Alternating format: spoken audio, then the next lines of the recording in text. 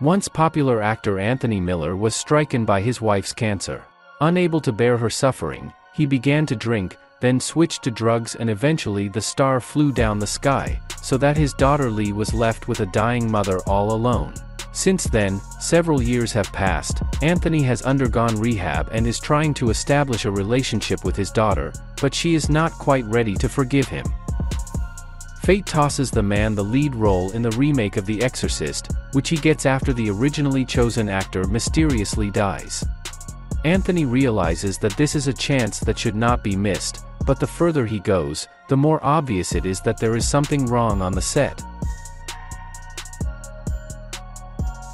Usually, movie makers try to separate similar projects so that the audience does not confuse them, but there are opposite situations. So, the creators of The Exorcism did everything to associate their movie with another movie, The Pope's Exorcist, which was released a year earlier. Both films are about demonic possession. They have similar titles. Both films star Russell Crowe, and even their posters echo each other, showing a close-up of their main star with a cross in his hand. Why did the producers of The Exorcism took such a seemingly suicidal step? The thing is that The Exorcism, originally titled The Georgetown Project, was filmed back in 2019, but the coronavirus pandemic prevented the movie from being finished, and then it became obvious to someone prescient that the movie was turning out, to put it mildly, not very mainstream and needs to be refined.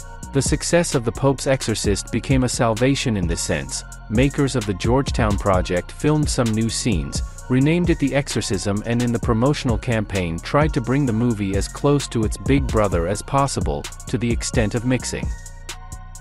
So what went wrong?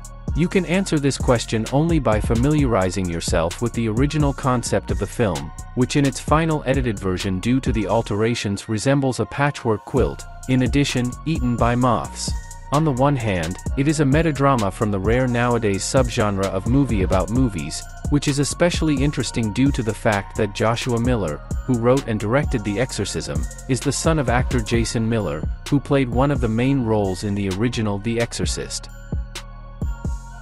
Joshua in the 80s was quite recognizable actor himself and shown in several cult films, such as River's Edge, Near Dark and Class of 1999, and although he is a relative newcomer to directing, he still gave Russell Crowe a very juicy role of a total wreck with a giant guilt complex, and movie buffs will find a lot of explicit and implicit film references to cult horror films. There are also attempts to reflect on the acting profession, and interesting characters. Adam Goldberg's performance as a director who is ready to do anything for the sake of the result he wants is very vivid. In a sense, it is also a movie about addictions and their consequences, the process of getting rid of which can also be considered an exorcism. But, apparently, it was this part that suffered the most as a result of the reworks, because at some point The Exorcism slowly but inevitably begins to turn into the most typical movie about demonic possession, the genre of which until some time the authors tried to deconstruct. Closer to the finale, the movie goes into an uncontrolled corkscrew somewhere in the abysses of self-parody.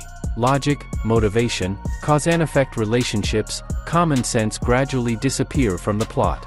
It all comes down, so you are waiting for James Woods and his meme exorcist from Scary Movie 2 to appear. And frankly, that would be even more interesting than how The Exorcism actually ends.